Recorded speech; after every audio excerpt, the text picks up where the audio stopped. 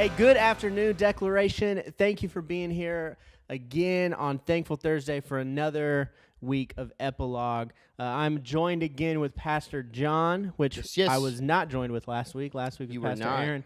That's right. But Did you Pastor miss John me? is back. I did. But I like talking with Pastor Aaron too. He's got some good stuff. All right.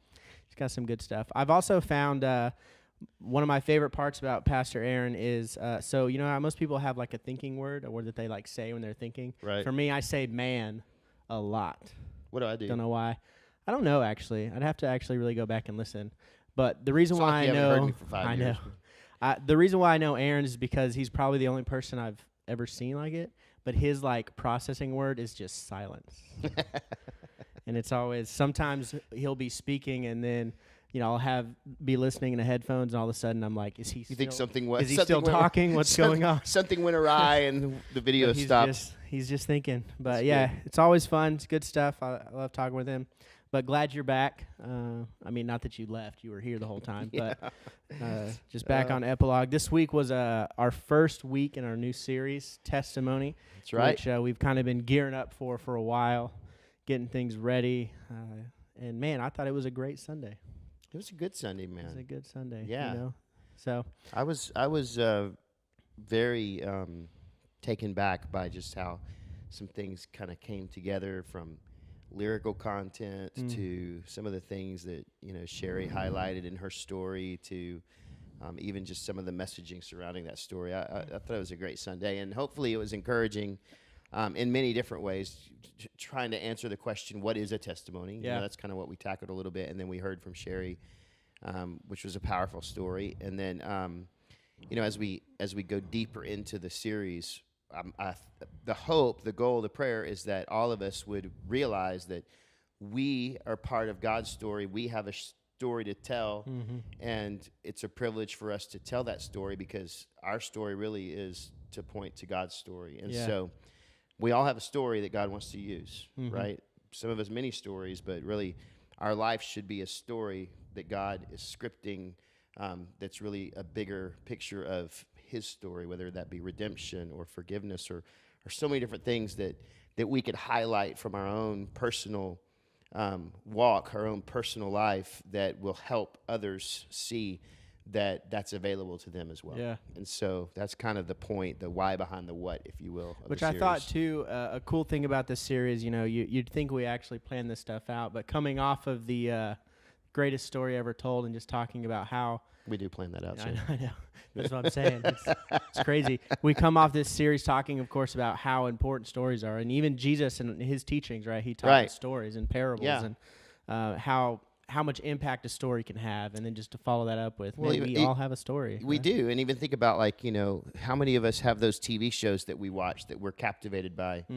That's a story. And we are drawn into that story. And even in those stories, we find the things that relate to us. You know, this is why I think shows like This Is Us, or which, by the way, hey, true, you know, fun fact, I've never seen an episode of that. Really? No, we did a series, too, called This Is Us. I did, and I have never seen one episode of that show. Which the series didn't really correlate with the show at all. Not even nearly. Just had the same title. No. Yeah, but still, like, we get drawn into story, and in that, we find little parts of ourselves, and that's what resonates. That's what pulls us in. And that's what ultimately probably invokes a certain emotion. And so, and I'll say that, I hope that God's story invokes emotion. Is that the right word? Evokes emotion out of us. I need to go check my dictionary and make sure I'm using that word right. I do. There's one back there. Oh, a few Bibles. If you've lost the Bible, we've got a few stragglers back here that may not belong to us. But yeah, you know, I'm hoping that it pulls some emotion from us, because God's story is a powerful story, and obviously the story of Jesus and what that means for us is and it should pull some emotion from us and cause us to think differently and act differently and live differently, and so that's, I mean, again, some more why behind the what. But. Yeah, I think too, even like you said, I think as this series goes on, I feel like I probably say this all the time, but I'm really excited about this series, and I think the biggest reason why is because having heard some of the stories that we're going to highlight, man, like just like you said, these stories bring up emotions, right? Because you can connect with what somebody's saying, and it just makes them so much more real, and then what they're going through real, and then to see the backside of that, of how God has, moved in a way that is unexpected and done something that out of a terrible situation, or not necessarily everyone's testimony is a terrible situation either, right? But how God has moved in everybody's individual story, and how. I mean, and that's a great point, because, like, for example, I've got a story. Kelly and I have a story about. Well, we have multiple stories about all of our kids, obviously, but two of them in particular where there was some traumatic events at parts of their pregnancy, and Kyle's just at his birth and when he was born, and that's a whole other thing. But not everyone who walks through that valley, comes out on the other side with the same situation we did. And I realized that does not diminish that God worked in us in a certain way, and he used that story to impact others in a certain way, any more than if someone's story wasn't answered in that manner. Man, God still was at work, and he did something significant, and he spoke through it in significant ways, and obviously we ended up with a what looks to everybody, I mean, literally the scientific world is baffled at Kyle. And if you don't know his story, he was born at 23 weeks and was considered a micropreemie. And there's a whole thing about his story out there you can find. But the medical community has been baffled by him literally for the last 13 years. Now, we know there's some diagnoses that he's been given that he overcomes on a daily basis. But to the naked eye, no one would know that or see that, Kyle knows that. But Kyle also, I think, as growing into internalizing and understanding his story more and more, one day he will really understand, and it'll even be a testimony to Kyle one day when he fully can grasp the gravity of his story, to understand just the power of God, And so, but again, not to diminish like the families that we even did life with in that frame when we lived in the NICU for 115 days that did not have the answer we did, that we sat with them after they held their baby until their baby took their last breath, and have walked with some of them ever since, here and there, just kept in contact, kept in touch.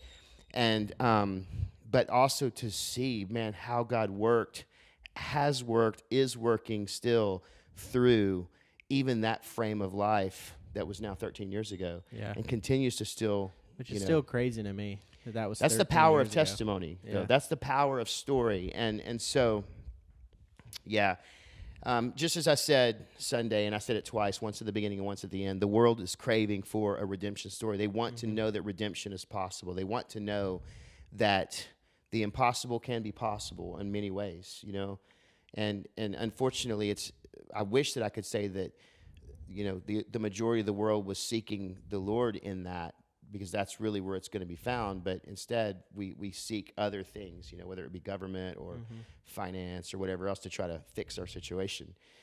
But the world is craving for that.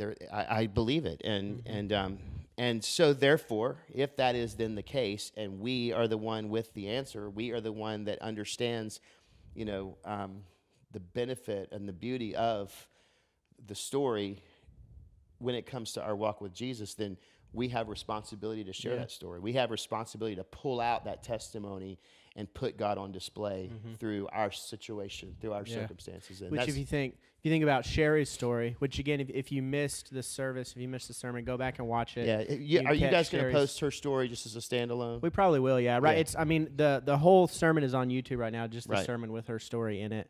Why don't you go ahead and post her story? Just her story. Because in her story, of course, we've kind of kicked off a whole section of declaration, really, right? The DC Cares team. And that came from, of course, her story of, when her brother passed away, and just the process she went through that the Lord took her through, and through that. And dude, candidly, and she didn't really talk about this, but I will. I mean, candidly, when she lost her brother, just how we missed it as a church. I mean, a lot of things going on, like during that frame, but nevertheless, that's not a good excuse. And And so I feel like that part of her calling came from just a pure heart of, you know what, I I want to be an answer to a need when it arises, Yeah. because she probably, well, I'm not going to speak for her, but I believe that she had such deeper needs that we even, as a church or as a staff or me as a pastor, that we didn't rise to the occasion like we should have. Yeah.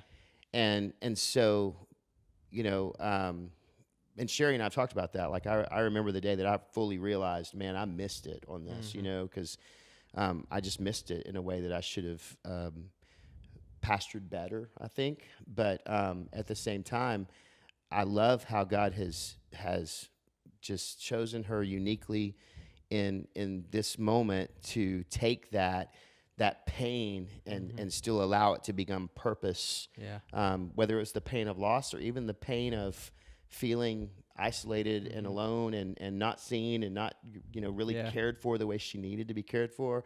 And she's going to leverage that now for the glory of God, and she's going to take that testimony and she's going to put use to it. And I think that's what we're to do, honestly. That's, man, and that's one thing I'll say about Sherry too, man. There's such a wisdom and a maturity there in her, and I'm so thankful for that. She was so graceful when I called and said, Sherry, man, I blew it. I'm so sorry. I should have been better for you and called you, like, and so I learned through her story. It's a testimony again in itself. It is, and I learned through that as well. But yes, so now this whole new thing is launching from this, and man, I'm excited for her and proud of that in the most pure way. Proud of her and proud of what she's tackling, because that's not small. It's not at all. We talk today. We meet once a month just to kind of debrief kind of what's going on and just some of the families that she was filtering through. And I finally asked her, I said, are you able to release these things to the Lord and not carry these burdens? And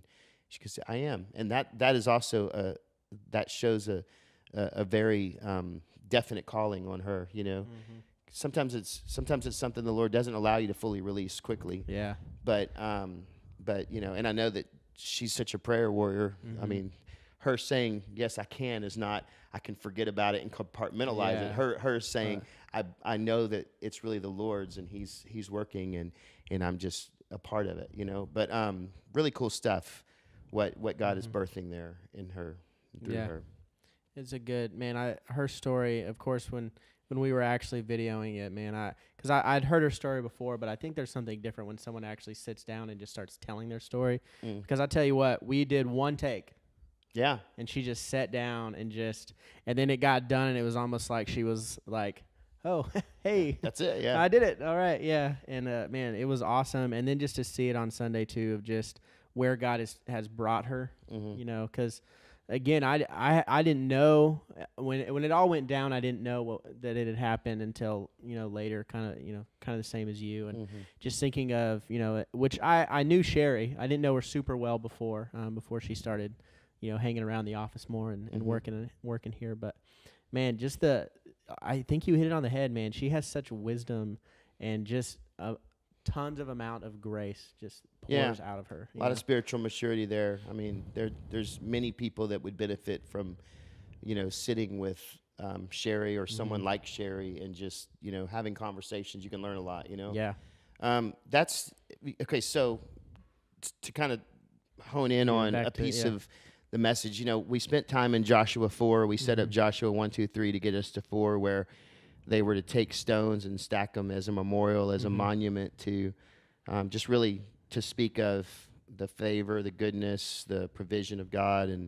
And I know we had 3 points there. Let me get to my last part where I label those the testimonies: a monument to the power of God, a reminder of the faithfulness of God. To me, I really wanted to hone in more there, and I didn't spend as much time there as I would have liked to. But honestly, it's like, for example, do you have those family stories that you tend to, when you sit with your family, you kind of tend to recircle back to those same stories that are the fondest memories, if you will? You know what that is? I mean, that is you reminding yourself of just the love of your family and that moment that captured so much of that emotion that so indelibly marked you, you continue to go back and replay Just it. You know, reminisce it's on it. almost like going back and watching.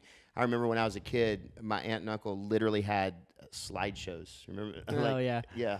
Like I think the only other time I ever saw a slideshow was like in science class in like 3rd grade, but they had slides and they were, you know, the pictures on the little slide thing, yeah.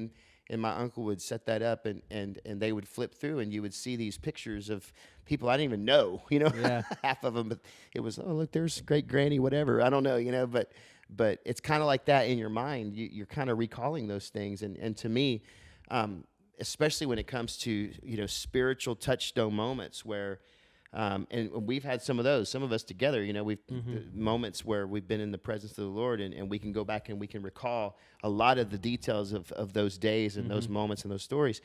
It's a reminder of, you know, what God has done, how God has provided, the ability of God, the goodness of God. And so that was an important point. Obviously, yes, a monument to the power of God to be on display for people.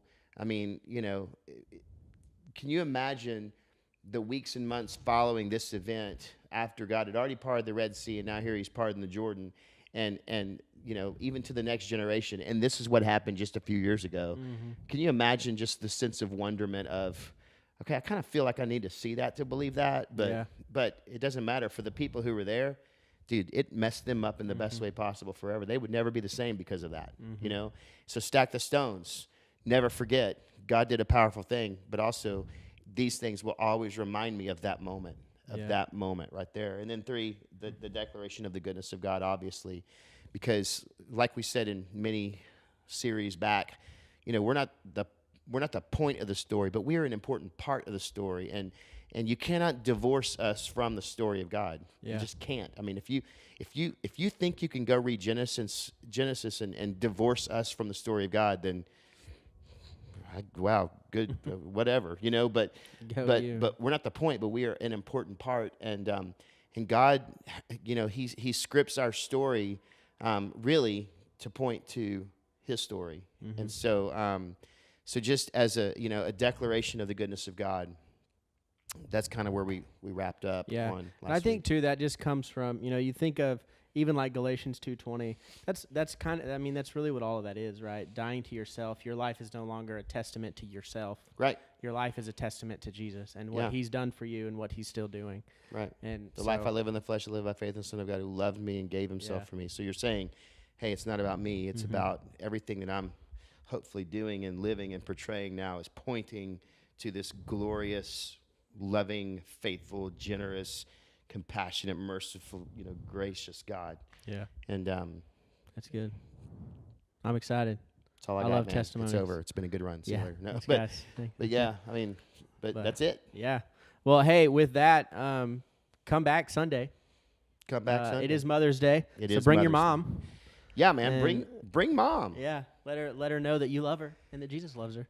And what better way than to hear a testimony, right? And it's going to be a good one, too. One last thing I want to talk about because it's huge. Not this Sunday, which this Sunday's awesome, it's Mother's Day, but the next Sunday, May 16th, is a huge Sunday. It is. So a lot of stuff, a lot of cool, fun stuff We're happening. doing baptisms that day. Yep. We're doing baby dedications that day. I've got a guest coming to help me do the message that day. He's got a guest coming. So it won't be a video story. It's going to be a live story. Ooh, it's going to be awesome. Gotta love that live stuff. I'm really excited about that. And senior recognition. So that is, there's a lot of stuff that day. There is. If you want to be baptized or you have a baby you want to dedicate or you're a graduating senior or know of one, sign up online. You can find it at the events page, I know. Yeah, and speaking of, just to kind of as we wrap on this topic, you know, I mean, our church was really a big part of the heart of our church was birthed from this passion for generations. And God gave us our name from Psalm 145:4, one generation commends the next, declares the mighty acts of God. And so, you know, the 16th is a big day where we're really focusing on a lot of generational things. But also this summer, man, there's so many opportunities for you to plug your kid. I know your kid has been sitting at home for over a year now.